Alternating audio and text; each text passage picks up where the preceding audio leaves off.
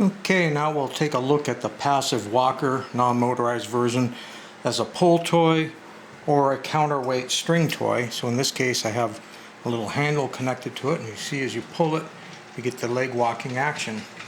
So you can make a nice kid's pull toy out of it.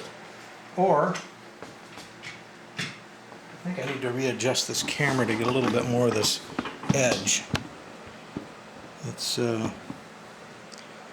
Let's try this, see if that's any better.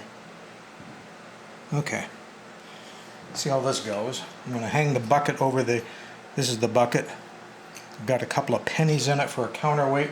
I'm letting it go over the edge of the table.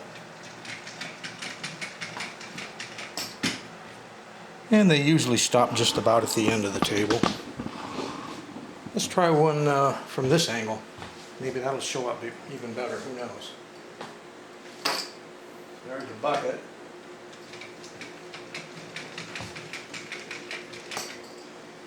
So there you have it. The passive walking cart toy as a pull toy, as a ramp walker, and as a weighted, there's the weight down there, weighted tabletop toy.